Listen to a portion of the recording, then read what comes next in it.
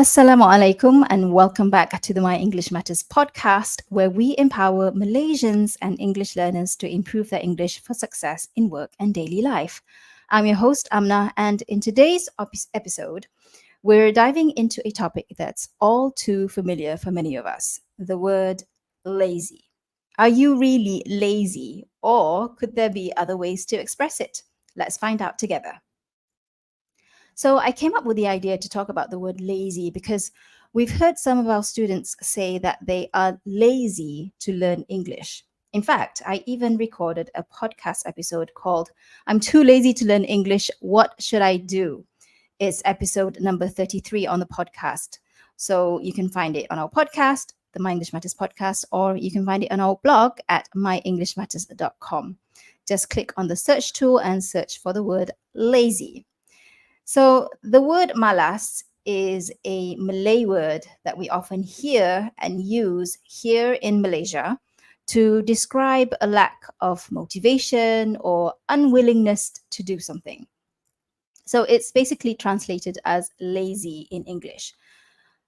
However, is it really fair to label ourselves or others as lazy when we might mean something else? So labeling yourself as lazy when it's used excessively, when you use it too much, can have negative effects. When you keep telling yourself that you're lazy, you might start to believe it, which can make you feel less motivated and may stop you from reaching your goals. It can also make you feel bad about yourself and limit what you think you can do. When you blame laziness for not doing things, this can stop you from looking at other reasons. Maybe you're just not feeling motivated, or maybe you're just procrastinating. And it can also make other people judge you differently and expect less from you if they think that you're lazy, right? Which can affect your relationships and even your job.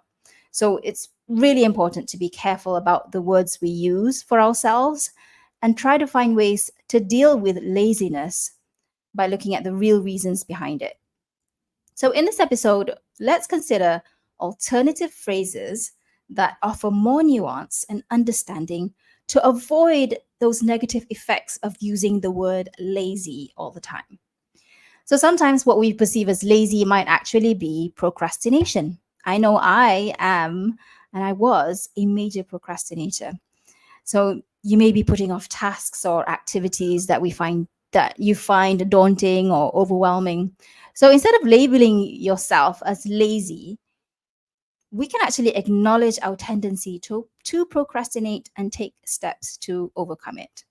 So, for example, instead of saying, I'm too lazy to start working on this project, we could say, I've been procrastinating, but I'll tackle the project in small steps. So, just a little bit of a background about me. I am a person who and I'm a bit of a procrastinator. I've always been a procrastinator ever since I was in my early days when I was a kid. I would always study at the last minute. I'm sure I'm not alone here. A lot of people are procrastinators. It's just part of our nature.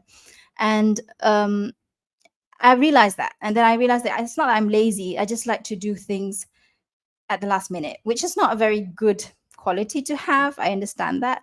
So I've worked through that by filling up my time with uh, things that are productive. So I would usually use like a planner, and I would plan the times and dates that I would do the things that I procrastinate, so that I'm really focused on doing that thing. And it's like I give myself deadlines, and that helps me to not procrastinate as much, but more about planning my days and planning my hours so that they're filled with productive things. Now, another thing is that you can consider is the importance of self-care and setting boundaries. So sometimes what others perceive as lazy behavior might actually be our way of taking care of ourselves and managing our energy levels. So instead of feeling guilty for needing rest, we can communicate our needs assertively. So for instance, instead of saying, I'm too lazy to socialize tonight, we could say, I need some time to recharge, so I'll be staying in tonight. So here are some phrases that you can use with examples to replace the phrase, I'm too lazy. Now, a little bit of a warning here, don't be lazy to use these alternative phrases. it takes a bit of an effort for you to think about why you're feeling a certain way. Why do you feel that you don't want to do something? Why do you feel unmotivated? So you need to think about that, reflect why you're feeling that way, and be able to explain it without using the word lazy, right?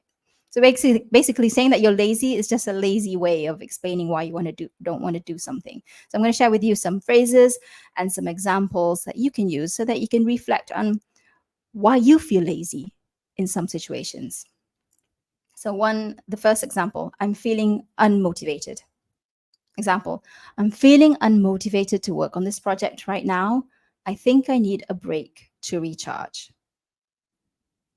Okay, so basically what you're saying is that you're not feeling any enthusiasm for that project and you just need a break to recharge, and maybe you'll feel a bit more motivated after a break. Second example, I'm not quite up to it at the moment. Example, I'm not quite up to attending the meeting today. I'm feeling a bit under the weather. So, under the weather basically just means that you're not feeling very well. Number three, I'm finding it hard to get going. I'm finding it hard to get going on my workout routine this week. I just can't seem to find the energy. Number four, I'm struggling to find my drive. I'm struggling to find my drive to write this report. It's been a long week and my creativity feels drained. Number five, I'm experiencing a lack of enthusiasm. I'm experiencing a lack of enthusiasm for this new project. It doesn't excite me as much as I thought it would. So you're being honest about why you're not feeling any enthusiasm for a project. I'm not inclined to. I'm not inclined to attend the networking event tonight. I prefer spending time at home after a long day. Right? So instead of saying, I'm too lazy to attend the networking event tonight, you're being honest. You're saying you just prefer to spend time at home after a long day. So when you say after a long day usually means that it's a day that a lot of things happened and you're just tired after a long day. I don't feel like. I don't feel like going out for dinner tonight. I'm in the mood for a cozy night in. Okay, next one. I'm not interested in. I'm not interested in joining the book club. The selected books don't appeal to my taste. Okay, so basically you're saying you're just not interested instead of saying I'm too lazy to join the book club. Why are you lazy? The selected books don't appeal to my taste. So instead of saying you're lazy, you just say you're not interested. It doesn't appeal to me. The idea of going camping this weekend doesn't appeal to me. I'd rather have a relaxing weekend at home. Next one, I'm not up for. I'm not up for going to the gym today. I had a rough day at work and I just want to unwind.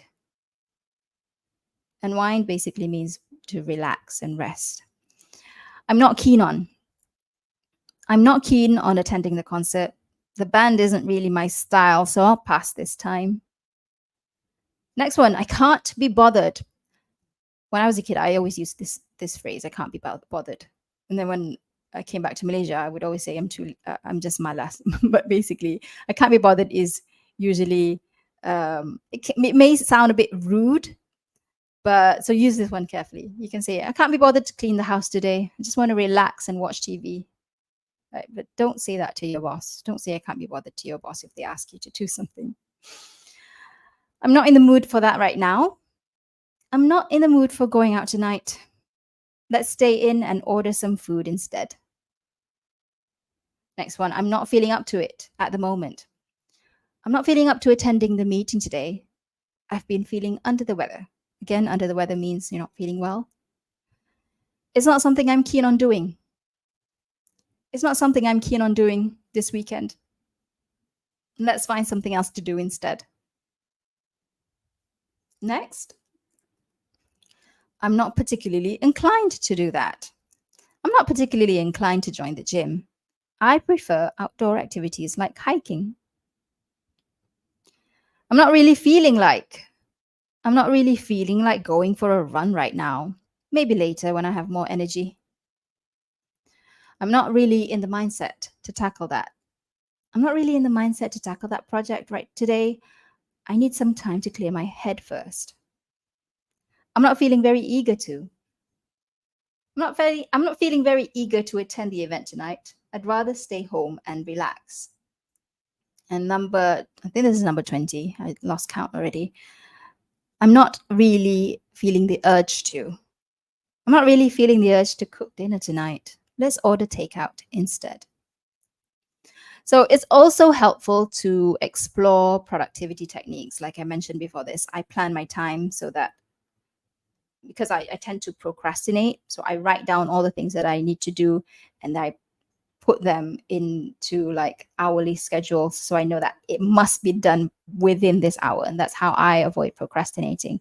So try to explore productivity techniques that can help you overcome these feelings of quote unquote laziness and boost your motivation. So it could be time management strategies to goal setting and mindfulness practices. There are a lot of tools out there for you to manage your laziness. So instead of resigning ourselves to laziness, we can take proactive steps to increase our productivity and achieve our goals. So, for example, instead of saying, I'm too lazy to exercise, you could say, I'll try incorporating short workouts into my daily routine. So this is another one. I am a person who I don't really enjoy exercise. Um, there was a period during COVID where I was exercising every single day for about 30 minutes. And then when I had my baby, when I got pregnant, I was really sick and I fell off the wagon. So I stopped exercising every day. And now I have my baby. She's like 1 year. Her birthday was last week. She's 1 year now. And I'm starting to get back into exercising every day. And I try to remember how did I get into that habit of exercising? So, and I told myself, okay, I'm going to exercise every day for 30 minutes. And that wasn't really helpful for me because getting into that mindset, oh, I need to exercise for 30 minutes. It was just too much of a burden for me because I'd left exercising for a long time. But I realized how I did it in the beginning a few years ago, how I got into the habit of exercising every day was by telling myself that I'm just going to exercise for 10 minutes every day, minimum 10 minutes. So when I tell myself it's only 10 minutes, it's easier for me to get onto my uh, small mat, the mat that I use for exercising, because I know it's only going to be 10 minutes. So it's easier for me to get up from wherever I'm at. I'm on the couch or something and just get into that. And then once I'm into that 10 minutes, then I'd be like, oh, that was fun. I'll just add on another 20 minutes. So that's how I get into that habit, by taking small steps first instead of giving myself a huge task that can seem overwhelming and then just never start. Okay, back to this. So there was a time when I found myself in a constant state of lazy. So I struggled to find that motivation to work on my goals. But as I reflected on my behavior, I realized that wasn't laziness. It was a lack of clarity and just feeling overwhelmed. So instead of berating yourself for being lazy, instead of telling yourself, oh, you're lazy, I'm lazy, I don't like doing whatever it is, I don't like studying, I don't like learning, break those tasks down into smaller, manageable steps, like I did with my workouts. So you also need to prioritize your self-care.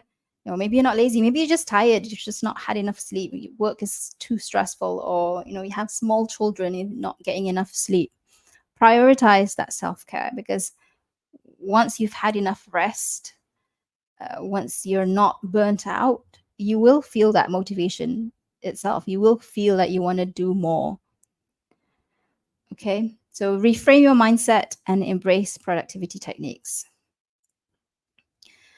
All right, so there you have it. In conclusion, let's challenge the notion of being lazy and explore alternative ways to express our feelings and behaviors, whether it's acknowledging procrastination, prioritizing self care, or embracing productivity techniques. There are many ways to overcome inertia and take action. Remember, it's okay to rest and recharge, but let's not limit ourselves or others with the label of lazy. So join me next time for more insights and strategies to enhance your English skills. This is Amnah signing off, and Assalamu alaikum. Bye for now.